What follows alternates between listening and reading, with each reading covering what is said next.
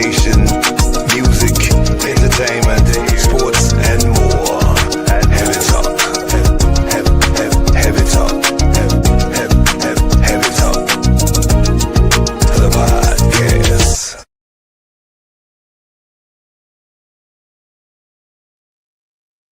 What it do, folks? Y'all know what it is? It is Heavy Talk, the podcast. Yeah. We back at it again, man. Y'all know what time it is.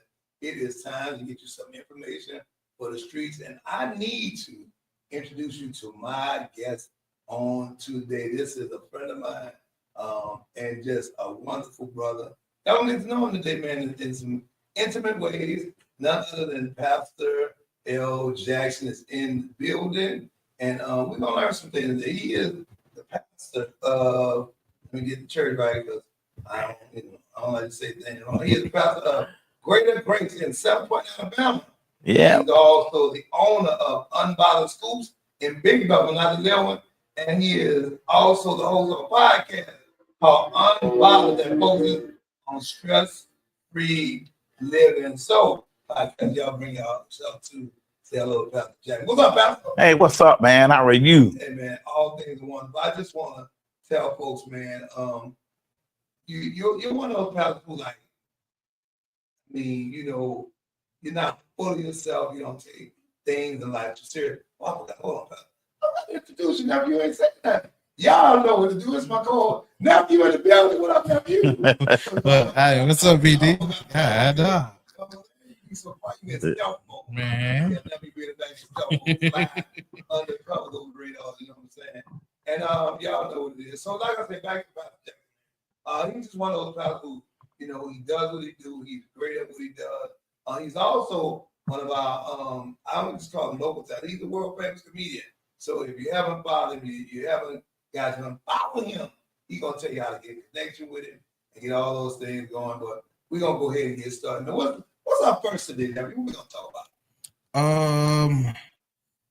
I need to get caught up. I need to get very, very much caught up. I haven't seen or heard anything going on with the league over there in the MLB. So let's get on that because I heard it was something embarrassing that just happened. I'll tell you what it was.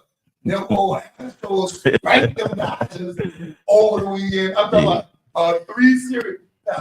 How do you get outscored 26-9 over 3 games? So Well, now I'll tell you what, man. The Dodgers, in their defense, the Dodgers had a lot of pitchers on injury list this year, man. They had over 14 pitchers at one time or another on the injury list, and their defense been a little shaky, Plus, I know it sounds cliche, but some of those calls were not good calls from the umps now. So I will agree with that. I watched the field again. It was like the umps had 2 sets of strike zones and one for the other team. Yeah, they did. They did. But them Dodgers, it was maybe it wasn't pitchers because when somebody yanking you out the park every time you get to the back, somebody pitches something like doing something. So yeah, that's what it was with the Dodgers. We pray as Gary with the T say, we should be praying for them. But we gonna continue to pray for them and they come back. But also, man, we talk about 3 games out of what 2,600. Yeah. I mean, they got to go regroup. I think they played like 2,600 games. And I gotta be honest, I don't even watch baseball till October. That'd be the best time. Yeah, it's a good time. That'd be the best time. And I was a baseball head in high school. I played first base. And I don't most respect play catcher, but yeah, I played first base. I had long, limited throwing range, but I got ran over on the first base line, so they retired me. And I went to the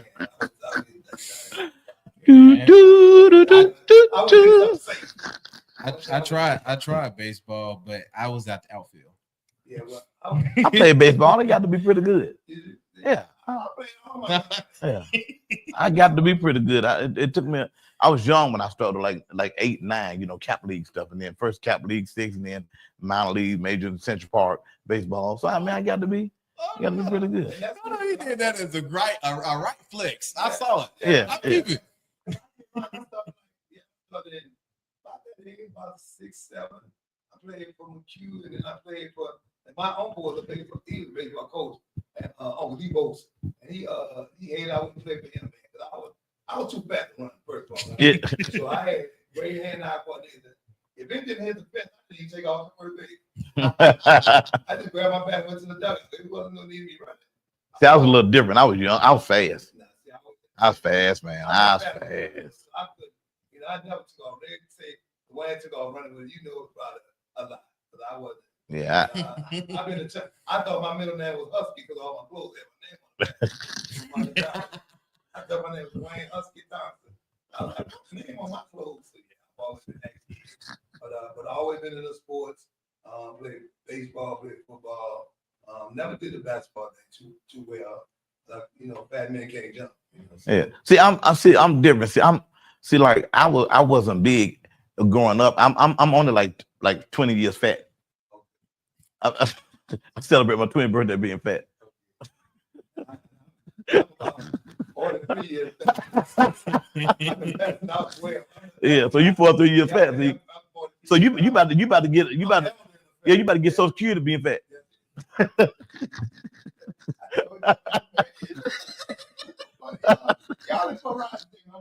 In few more years, you can retire being fat. So Oh, man. So, we're going to go. He's there before. And we're going to talk about who? Your favorite person, nephew? Oh, Bronster Bronny. Jr. Bronny. Oh, I got so much. I'm not even gonna. That's nephew favorite. I'm not gonna say that. What? That? No. That ain't my favorite. Man, that's not You don't want to argue it. That's the one for nephew right there. Yeah, But he's telling you, Bronny, where he's supposed to be in the G League. Yeah. Hey, listen, man. Bronny got to steal and okay. Excuse me. So that was worth 2 points, which means that was 1.5 more points than his average. Mm-hmm. It is. A steal and a dunk. Go ahead. You know what happened to Bronny? Y'all too hard on him. Y'all had if y'all left the man alone, he would have been fine. But yeah, everybody expected so much, and so yeah. I ain't gonna say it's the dad's fault. It was the public fault. They raised the pedestal on the man before he can get started. But okay, so it isn't that fault because his dad did what any dad would have done, right? True. You got the resources, you got the ability to bring your get your son to a certain place. It happens in all these, it happens at all levels.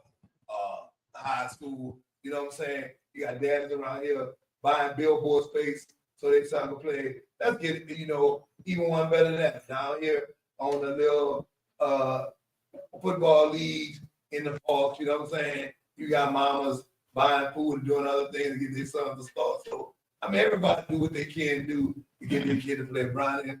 LeBron did what they had to do, and they say once he got in the record books, now son go back to where he belongs and grow. Mm-hmm. He just wanted to get in the record. Y'all act like the boy wasn't good though. I mean, he was. He was good for high school. He was. How you talking about? Okay, listen. What he averaged? What points he averaged while he was there? You know about Rice Krispies and Fruit Loops. They're both cereal. One better than another. Yeah. One sweeter than another. They both fill your stomach up if necessary. But one you want more than you want the other, right? Yeah. Okay. And Bronny ain't that. Bronny is like, he's cereal. The yellow box with black cereal on the front, just something that be in cabinet with no sugar on it. You got sugar in it.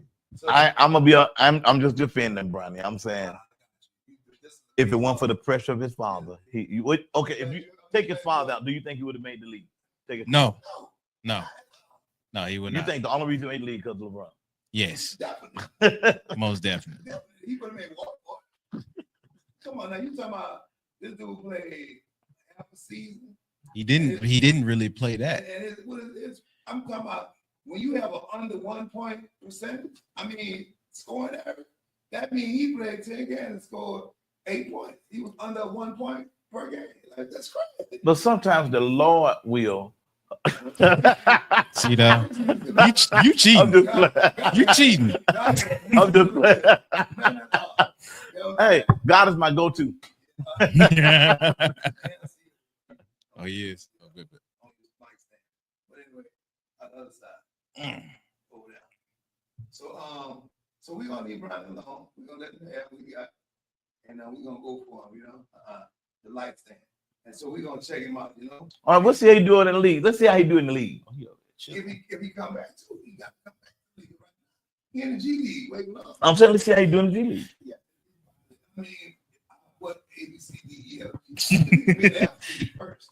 Then he go to G League. Right now, Look, let's get off. We'll do a whole show. I say this while we finna get off. I wouldn't give him as much slack if he stayed in college, got the development he was supposed to get, so we can fairly critique or even celebrate, because he had that scare that everybody and rightfully so, glad that he's not injured or worse. But he had that scare when he was at USC about the heart condition thing. And then his dad was so hell bent on putting him in the league when he only averaged 4 points during the season. He only played 5 games out of that whole season. And if you look back at the USC, I think it was just for the history book. It was to solidify a father and son playing on the same team. On the same team that you probably never will see that, and if you do, it'll be down the line if you see it again, right? So I think that's what it was for, and I'm okay with that. But what I did like was the non-reality speaking of his daddy, acting like people was picking on him when you know your son capability, right? And you know that it was what you did. So just be quiet and ride the wind. Be like, you know what I'm saying? I did what I had to do. Y'all shut up. Once we get this figured out, we'll send it back down. But we doing what we can do. Like people say for the culture, right? For the culture. Did it for the culture. For the culture. All right. Can we all agree on that? All right, G. I agree. All right, G. I agree, OG. There we go. So what we got next? He free. You talk about Diddy. What? Did he do it? He did he that. Mm-hmm. All right, so all right, Paz, I'm gonna ask you a question. I asked you. How much time do you think Diddy gonna get? Diddy probably in October, I think is the sentencing. Okay. And I think Diddy, by the time October hit, Diddy will be out. So you saying probation, Time served. Go home. We sorry we took all this, We sorry we took all this time. Yeah. And I believe this is why. See, people were applauding the judge, saying, "Oh, the judge. See, he wasn't playing with Diddy. He kept him in jail until the sentencing." Hey, no, all this can be a setup. If I'm a judge, I'm not finna make it look that obvious that you're getting out. So I gotta plead with Diddy and say, listen, you stay in October. You got that money.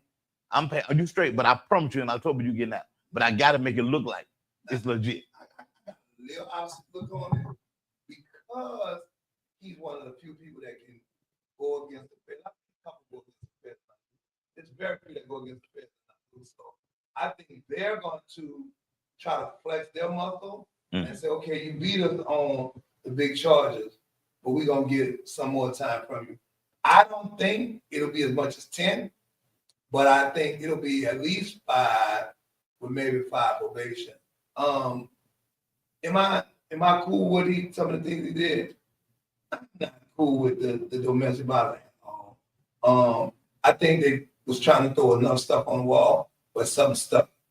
But they didn't know he had, armor or something on the wall where it slid down. You know what I'm saying? What that is that you put on your windows, rain next or something. Mm-hmm. Everything they threw at the wall, it slid off, right? Well, did you see what they said on the news? Here's what they said. See, I pay attention to everything. They said security is being amped up at Diddy's house for his potential release in October.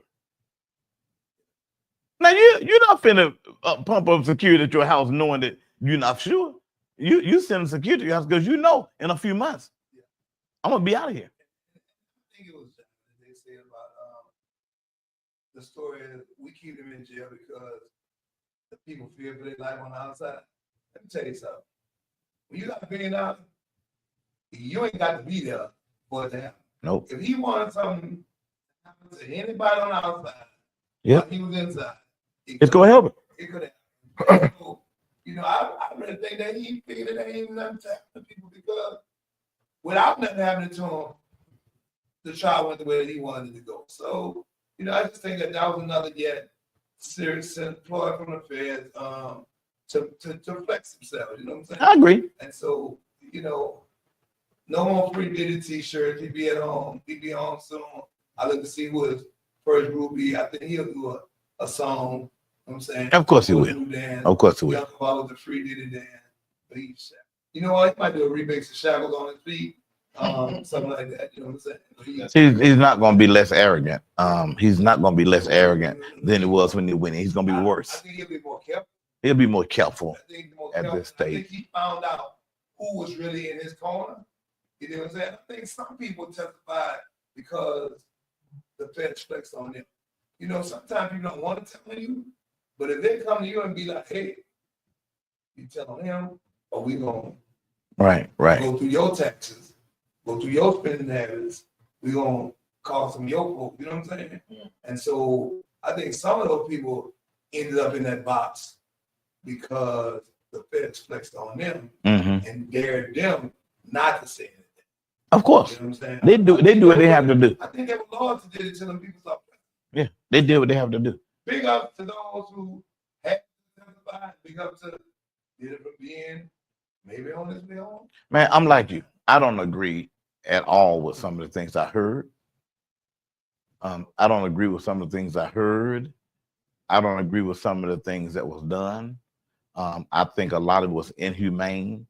But it proves one thing too, that you can't these people who bring these charges, man, you can't have your cake and eat it too. Like, you can't be involved in a full-fledged relationship, get what you want out of it, and then turn around and get mad and say, oh, you did this to me. But I know it's a catch-22, so I try not to even go down that line. It's a catch-22. No woman should be degraded, in my opinion. No woman at all should ever be degraded. And she got a right to come back and say, if she say no, then the answer is no.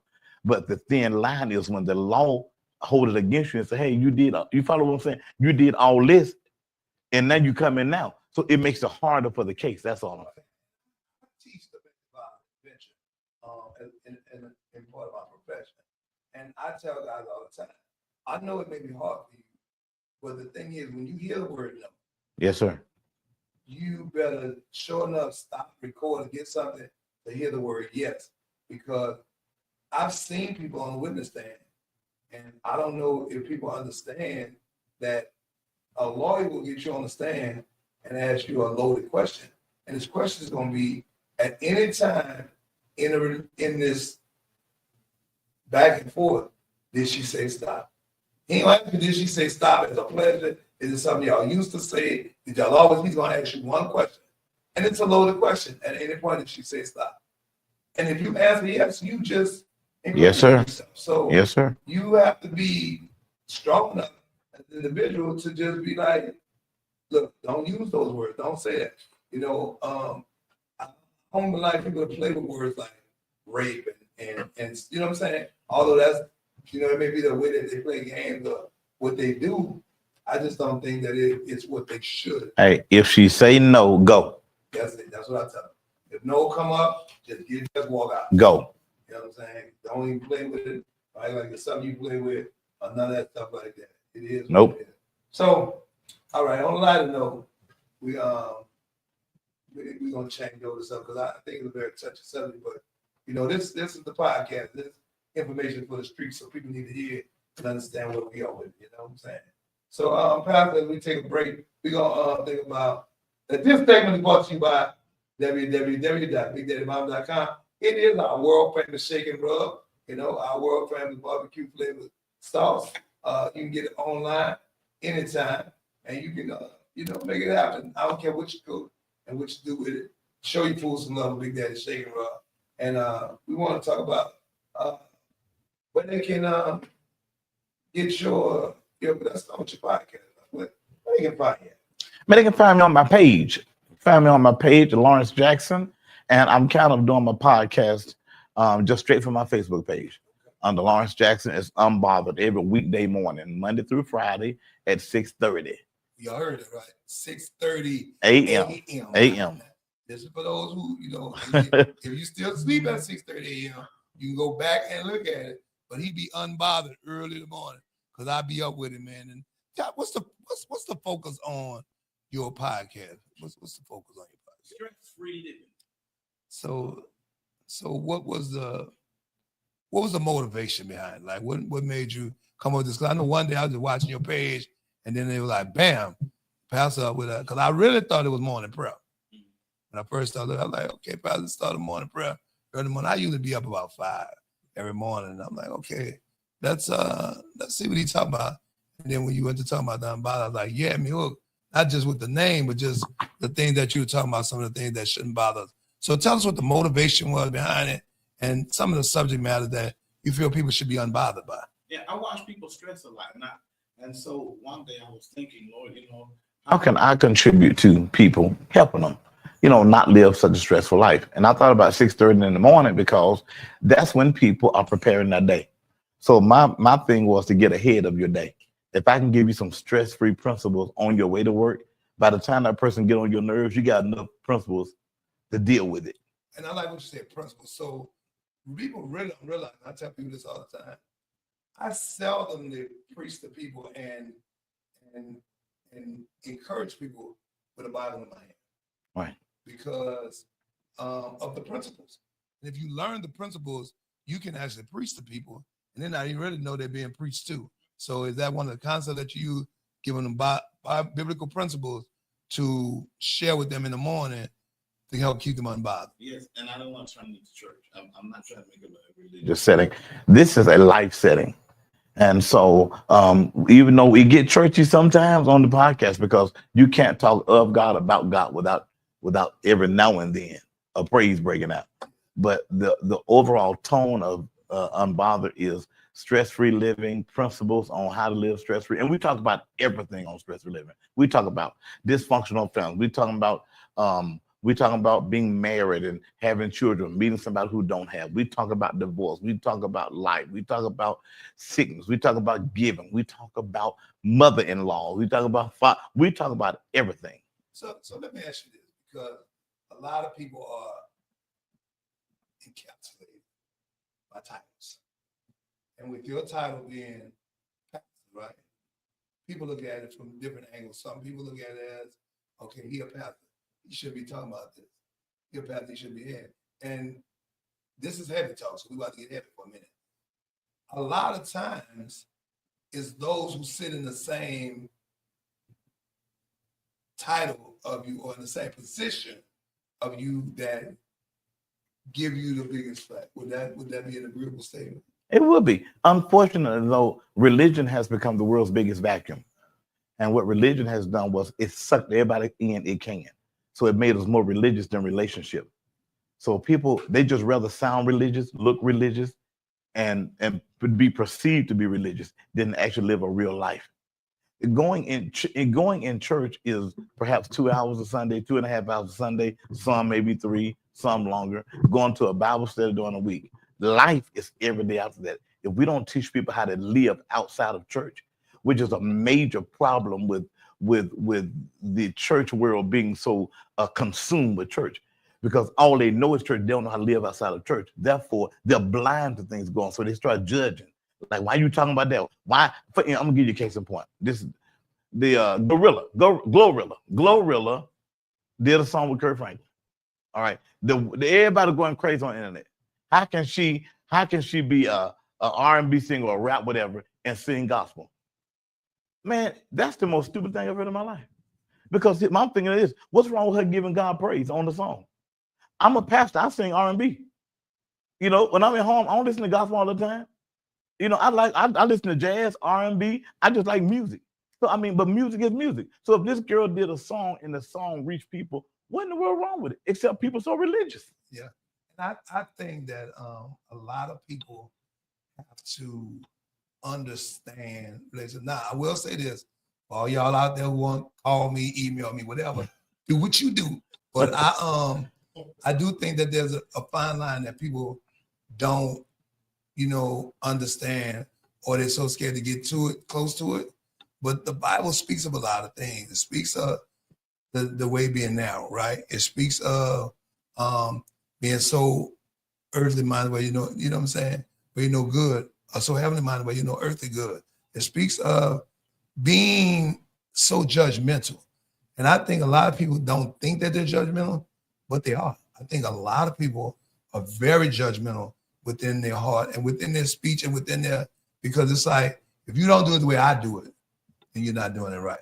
Correct. Yet, let's reverse it. The same people that say, "Oh, Glorilla did song, Kurt Franklin, she shouldn't be you singing no gospel song." The same people though will turn around and go to a Fantasia concert, and Fantasia sing a gospel song, and they'll be saying, "Pass me not," and she'll sing it. Yet she'll turn right around and sing other songs, but nobody saying nothing. So the same people will go to a club on Saturday and go to church on Sunday, but nobody's saying that. But you got a problem with her because she's. So do you have a problem with her because she's doing gospel or because the song was a hit? That's a good question. And you got a problem with her success. And that's a good question. And so that being said, it's like I know you on all spectrums of what you do. I've seen your comedy.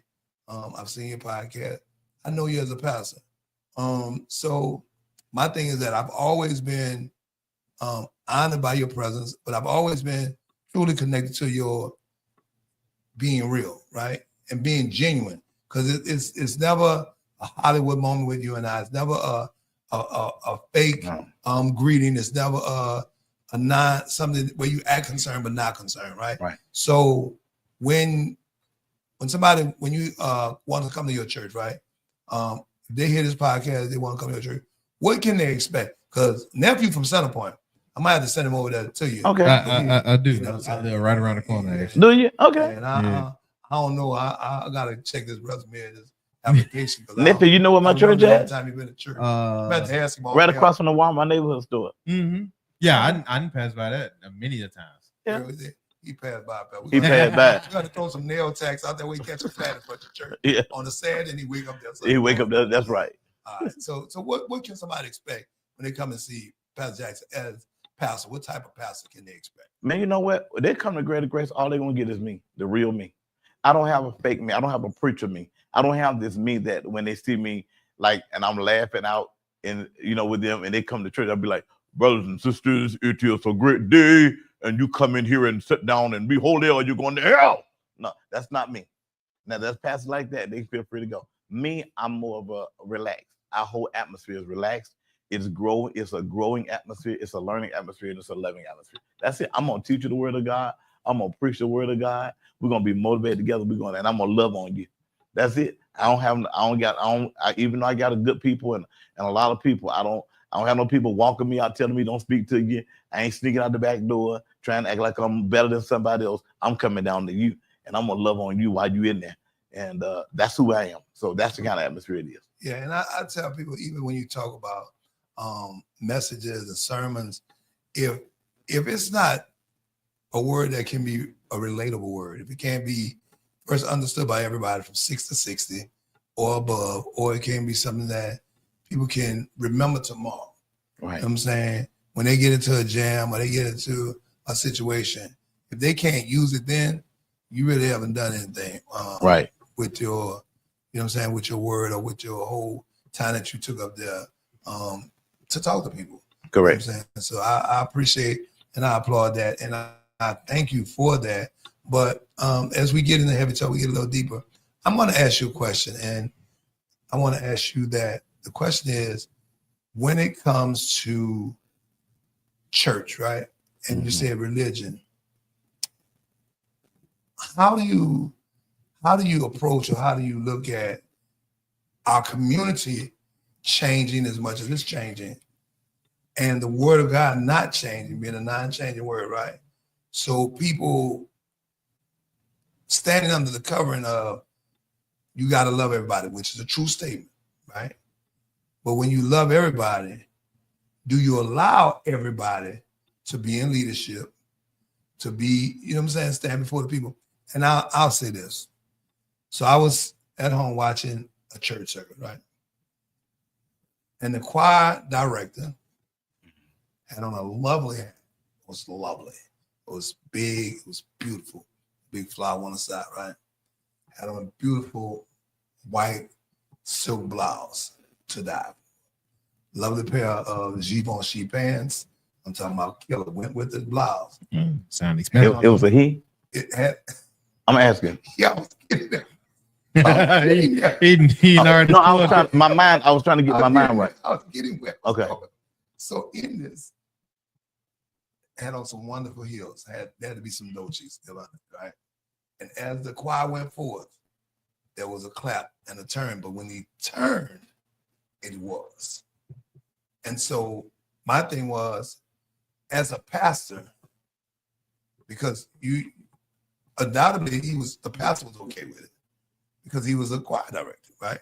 So as a pastor, what do you say, or what do you say to your congregation, right, when they are calling for someone who's part of that community to lead, to be out front? And I know people say, well, you don't want him to be out front of doing this, but what about this one? And what about that one? Or what about the ones who you and I had to talk off camera? It's all sin, but there are certain things that if you don't say anything, then you're actually saying a lot. Mm-hmm. So where does that, in your own perspective, because you can't speak for every person, I'm asking you in your perspective, where does that stand for you? Whew, that's a loaded question. Loaded question. Well, let's talk about it. I'm one. Here we talk. The podcast. And there's a culture that's created, and even in the church world, that's not new, but it's exposed. I said not new because there was a time what we used to try to hide. Once acceptance got into the picture, there's no need to hide it, right? Like it's like a Christmas present. Your parents hid it from you. Well, when you found it, you don't need them going back and hiding it again, because all they can tell you now is you can't play with it until Christmas, but you already know what it is. That's how our churches have become with this issue of homosexuality. I'm called like it is, so you want, you know. All right. So that's how our church has become with this issue of homosexuality, which means there was to the left and to the right. I need time to unpack this.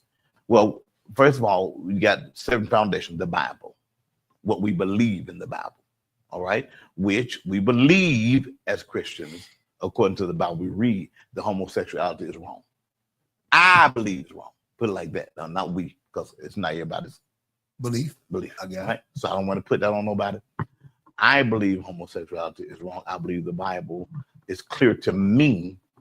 He created male and female, and he put male and female together, right? Now, that's my belief, always be my belief.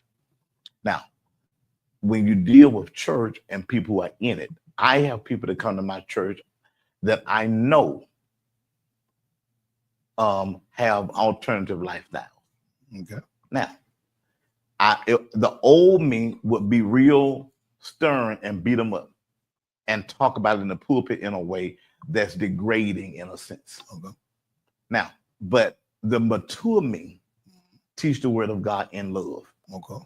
And I love them because I have to display God in my actions, no matter what a person's sexual preference is. Now, me displaying God in my actions is not agreement, right? Me displaying God's love is who I am. Now, when it comes to your issue, your soliloquy about the choir director and about, and I think what I was really talking about is not just choir director. I'll use that, but I was thinking leadership period. Because, well, the dress period. Yeah, that's not just the dress, but there's dressing.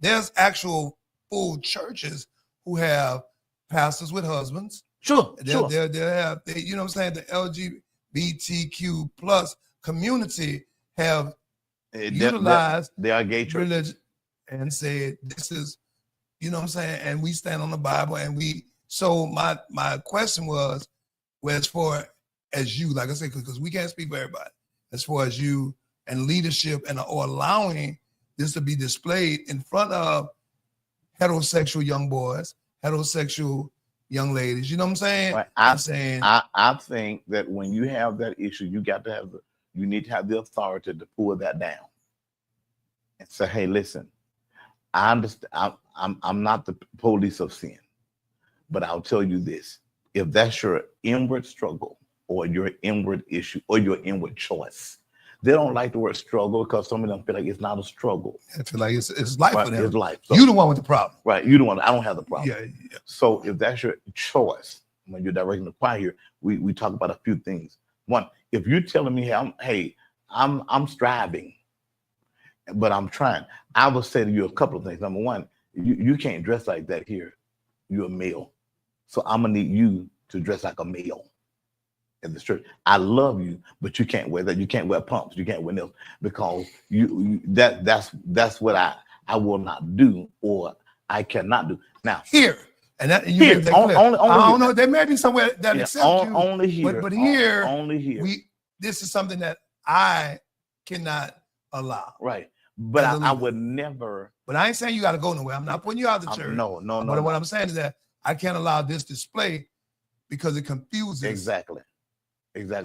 But I would never treat inhumane, not love, not care for you, no matter what your preference is. I'm gonna love you like I love anybody. Yeah. And you're welcome to come. It's just certain things you have to set standards. Yeah. But that's more than a standard I would set for a young lady at my church who may not be that way, but she may have on a skirt or something that's too revealing. Okay, well, somebody will speak to that young lady and say, hey, you can't, I'm gonna need you to put on something longer or something a little bit more, but they'll do it in a way of love. I think whatever we do, Dwayne, we got to do it in a spirit of love and not in attack. I think it's embraced better too. I think it is embraced better. And you have to look at, I think there's levels of it, how long a person been in church. I think the way you say something matters. Right. I think the way that if somebody know that you genuinely love them and care for them, because I have friends who have alternative lifestyle. I have family members who have alternative lifestyle. And, I remember one time talking to one of my family members, and I told him, I say, listen, a couple of things we're going to do here. One, I'm going to always treat you like the person I know that you are, right? Don't try to get me to treat you like who you're trying to become. I don't know that person. I'm going to treat you like who you are. If you're a cousin, if you're a niece, that's who you're going to be, right? Right. But the other thing is, what I need you to know is that this lifestyle comes with attacks. It comes with non-acceptance from everybody. Be able to take what comes with it, because everybody ain't going for this. And this was, back when the people just kind of embraced and came out. I'm like, I love you, but I need you to know everybody's not going to embrace this, and there's some harsh words out there that exist for people who feel like they're, and there's some, you know what I'm saying? There's some blatant reality. And you make the choice. So just make sure that you understand that everybody's not going to deal with this in a wonderful, kind, loving way, because it's a decision you decided to do. Nephew. I'm glad you asked that question, because I was actually going to ask that. I was literally going to ask what you just asked. My other question would be, since we was on the alternative lifestyles and asking, as far as even when you went to the females and how you would engage them in this sensitive climate that we got today, there is a lot of misinterpretation or maybe even manipulation of the Bible today. Have you had to find yourself having to deliver the word or the message in a different way today than you would, like, let's say 10 or 5 years ago? Like, because what I've noticed, and because you're a comedian also, what I've noticed in recent years, especially for comedians, but any public speaker, you have to tiptoe around what you really want to put or what you really want to say, or even how you intended for it to actually come off. I was interested to see in those many professions that you got, have you had to find yourself having to deliver it in a different way today? I think the words you're looking for probably is adjust or compromise. I didn't adjust my message because of their sensitivity. I adjusted it because of my insensitivity, which means I realized when I matured in Christ and my preaching that I was insensitive in the way I presented a message. So I adjusted my message because I realized everybody has feelings and it's okay. I don't change the word. The word of God is what it is. I think my tone of preaching the word will determine in some instances how people receive that word. Mm. So I'm not dogmatically preaching. I'm preaching from a perspective of love. It's a vast difference. It's when you're preaching from a spirit of just meanness and when you're preaching from a spirit of love.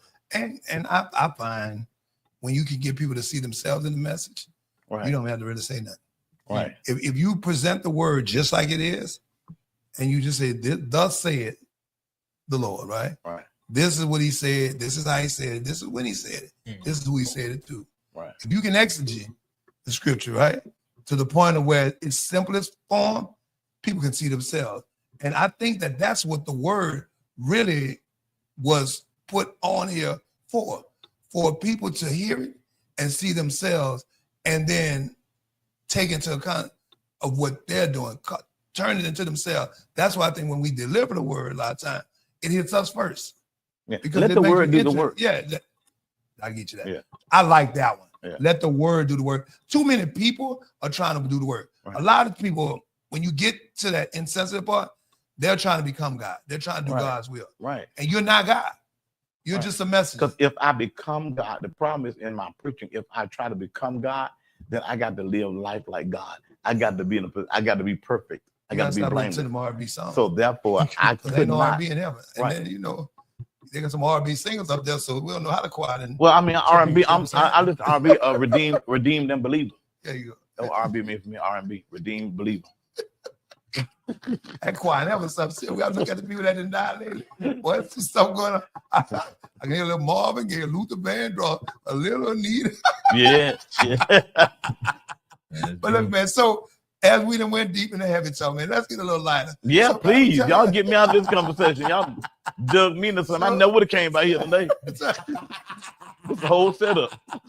So man, let's talk about the comedian part, man. I watched you tear the house down, man. I'm like a real fan of your comedian, your comic, your I comedic appreciate you.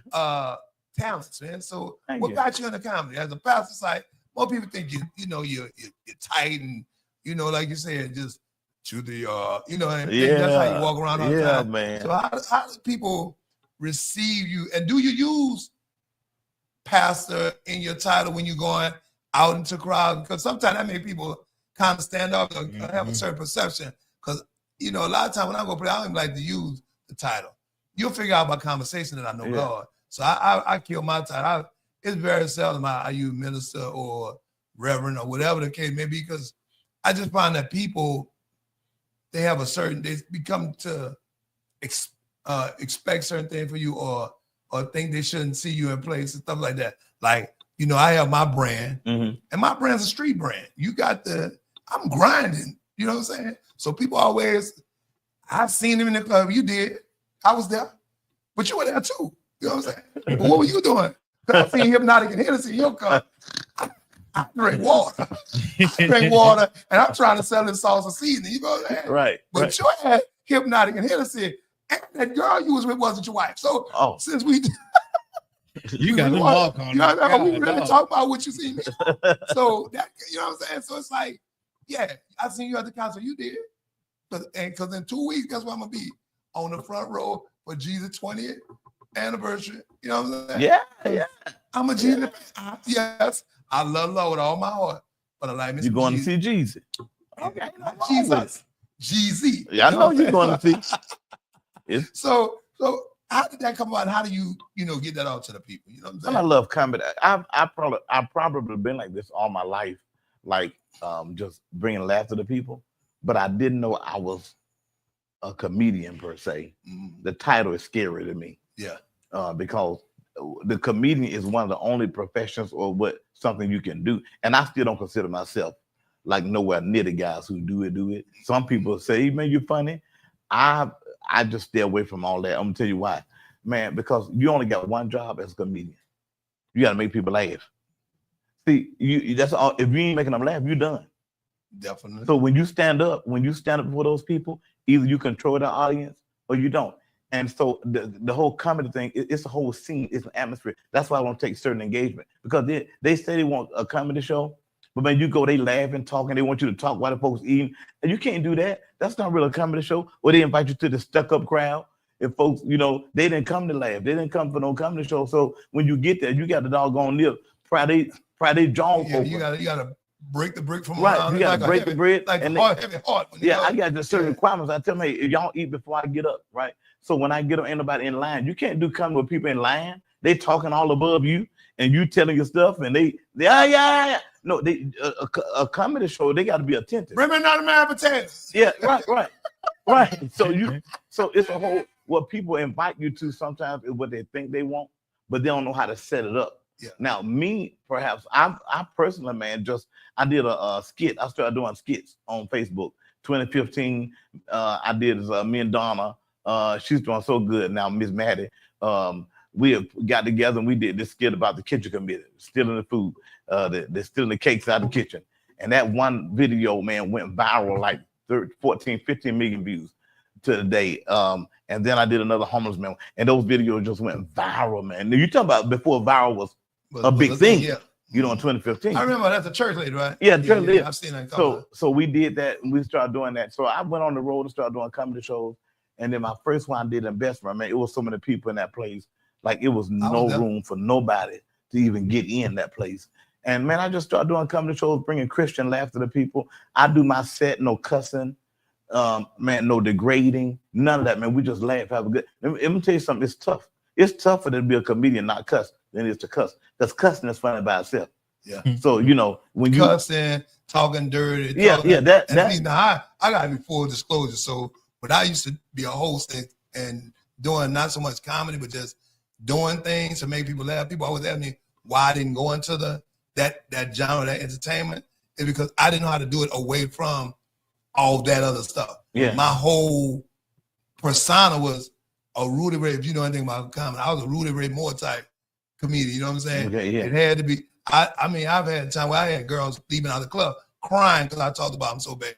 You know what I'm saying? Boyfriend wanted to beat you up, but he couldn't because it was too funny. He was telling the truth, but it was degrading people. And so when I got saved, it was like, I can't do this. I can't. My heart wouldn't allow. I just felt different about tearing a person down to make other people laugh. So I just let the whole thing go. And I'm respectful of a person who like a Sinbad, a person like yourself who can come with clean comedy and do now, as you said, as I've matured, I still make people laugh now, but I wouldn't say that I'm a comedian. I'm a great host. I'm a funny guy. But I don't know if I could get on a stage and do a set of a bunch of, you know what I'm saying, jokes that made people really laugh. You know what I'm saying? It would have to be, I would have to study it and figure out what real life situations that people laugh at themselves but would laugh out loud at. And that's what I see like comedians doing, taking real, you know what I'm saying? Taking real life situations. Because I had a nephew in here crying earlier, but it's true. You know what I'm saying? I've been fat all my life, so I know a bunch of fat jokes because people told them to me. I heard them. I had to defend myself off them. So I've been a comeback king all my life. Don't come at me playing. Now, I told my nephew-in-law, I still got it in me now. Don't come. I'll make you cry. Don't come playing with me. You know what I'm saying? We got a family function. I had to tell him, them little jokes, y'all, them water cooler jokes y'all playing with, but I seen you on TV. I hurt your feelings, man. Yeah, I hurt your feelings. I ain't going home and ask your mama who your daddy is. You know? They asked me, I was subbing one time in Bessemer, and the little girl was in, and first a dude was in the class, 7th grade, 8th grade class. He a dude was in the class. He was like, look at that black nigga. That's what he said. Look at that black, in the word. Look at that black in. Look at that black in. He called himself teacher, fat black. So, dude, and I just listened to him in the class laughing. So dude came in with a pink belt on. And I saw him when he came in. But, of course, I ain't said I'm a teacher. He kept on. I said, hey, man, let me ask you something. He said, yes, sir. I said, you an AK? And I said,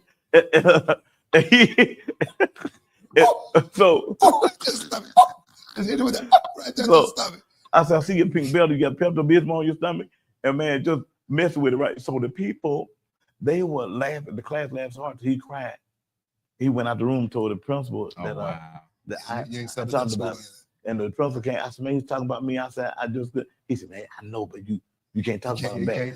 I said, well, you don't tell him I'm talking about me because I cracked. See, I grew up playing the dozen.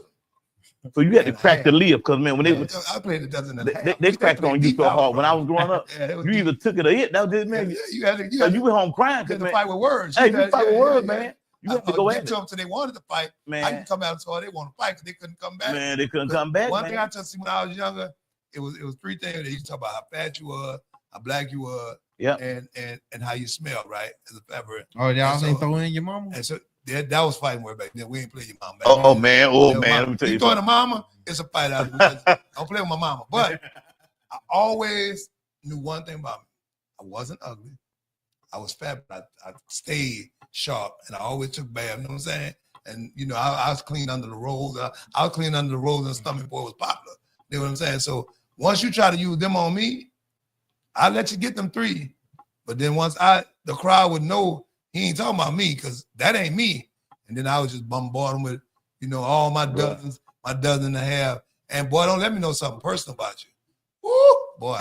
I don't Yeah, that size. whole school By the though. time you done, I don't Size size you up. Yes, I know your shoes you got on. I know everything. Yes, dog. I'm looking at you while you talk crazy. Right, Yeah. and I'm finna try to slaughter you. I ain't. Yeah. Realize you ain't And using once they start toothbrushes. laughing, I ain't getting up off you. Boy, your toothbrush still must have the plastic on it. Yeah. Don't look like it's been in your mouth since your mama bought it. I'm just saying. But and see, ladies, this is what I'm talking about. Like, this man is naturally funny. If you ever see a show with his name on it, you definitely got to go get it. And so before we go, Pastor, let's talk about this Unbothered Scoops place, man. Man, Now, I'm be honest. We're going to do some collaboration, but I really can't be in public with ice cream. So that's why I ain't been there yet. Because I'm an ice cream fan, but my stomach and the way my stomach is built. Oh, well, we got I'm ice like- cream. I'm We got lactose nachos intolerant. and Okay, I got to come. we got chicken salad. I got to come and see. Because I heard Unbothered Schools. I was like, I hope he got sherbet. Because if it ain't, We got sherbet you got too. sherbet? Okay, Yeah. cool. And we I'm got there. Italian ice too. I'm- though. I'm okay. there. I'm Yeah. gonna bring the fam by, man. Yeah. I just wanted to let you know that was my reason. I have not been there yet, but I've sent several people to you because, and I always share your stuff on I my page. appreciate too. that, man. And we got a good bathroom too. Okay, there you go. Yeah. But it gotta have a heavy toilet. Yeah. I said I can start. Hey, that toilet ain't gotta be that heavy. You just gotta have them rails on the side where I can Yeah, push up you on need the one. real, yeah. Push up on where I can get up. Yeah, we got you on with that big I- fat seat. There you go. And the rail. You know what I'm saying? I reached for the doorknob on one time and missed the doorknob. Yeah, we got you that seat. They got the Got it. liposuction, you know that. Okay, got it. Yeah, you Cool. Tell people about the place. Man, Unbothered Scoops is a vision from Unbothered Podcast. Oh yeah, Unbothered Scoops is a vision from Unbothered Podcast. Look this way. I'm cross-eyed. So, Unbothered Scoops is an Unbothered Podcast, right? So y'all got to get by 2231 19th Street North in Bessemer, and it's been packed ever since we've been open. I mean, like we got a whole play area out there, so it's more than ice cream; it's a vibe. So we got miniature golf out there, we got basketball, we got moonwalks and things that we'll let up. We have got Connect music? 4 games. We got cornhole boards. It's a Music? whole vibe. Y'all We got got music? music. The music is playing out there, Mary. and people, yeah, a little bit of everything. And people come out there, and man, they Glorilla? just bring their families. Glorilla. Oh, Shit, her and Kurt Franklin out there. okay. So people come out there, Now man. y'all playing Sexy Blue or Sexy Red? Oh, Oh, I don't know, no sex out there. I don't know about that. The ice cream sexy. Italian ice sticks out. Yeah, that'll tell you. Like you look at it, you say, Mm. thank you, Lord. But other than that, it's a vibe. Bring your family, your kids, man. It's friendly. I mean, like the environment is friendly, and I wanted people to have this kind of experience over here. Most people drive to Homewood, Hoover, just to go somewhere nice for ice cream. Why not be able to come to a good area and to a nice place like Bessemer and have a good time with your families? Y'all, I've seen families come together in this spot. It warms my heart. On Wednesdays, they'll come. During the week, they'll come and they'll bring their families. That's their meeting spot. And it's not just African American. I'm talking about all races come. I mean, it doesn't matter. Your ethnicity don't matter. We love on everybody that come in that door. So we didn't build a spot for just us. We built a spot for everybody.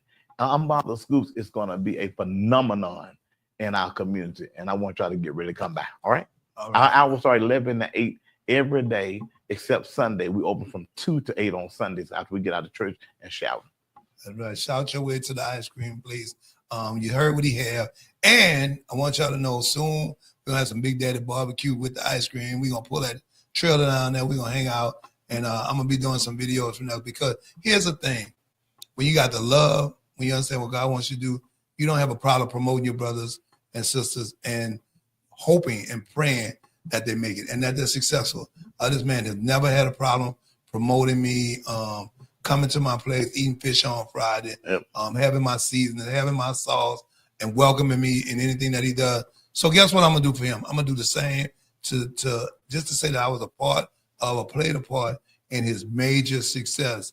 When we're hoping that he have unbothered scoops everywhere in many cities to come. Yeah. And like I said, it's a wonderful place. I've seen it online. I've seen what it looks like to set up, but I'm going to see it in person. Hey man, we want to thank you all. Nephew, we want to thank you, brother. We want to thank you for your question. We want to thank you for hanging out. Man, this has been Heavy Talk, the podcast. Yeah. We got into a little something. We're going to have him back, y'all. And we're going to do maybe on. It's too heavy. Hey, man, we're going to be back at you, man.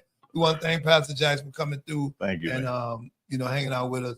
Y'all know what it is. It's Heavy Talk, the podcast. Catch us on YouTube and all our platforms. Tuesdays at 6 p.m. Go online, www.bigdaddybomb.com. See our products, see our merch. Get some of our menus and some of our things to cook on our YouTube page, our YouTube channel. Like and subscribe at What You Cooking, Big Daddy. What You Cooking, Big Daddy. That's WHATCHA. What You Cooking, Big Daddy on YouTube. And guess what? We just uploaded some music. Our Southern Soul Hour has hit 13,000 views. If we can do 13, we can do 20. Y'all tell people about it. It's on What You Cooking, Big Daddy. We love you. We appreciate you. And y'all know what it is Tuesday. The Lord said the same. Creek don't rise. We'll be back at you next Tuesday. Love y'all, people. Holla back.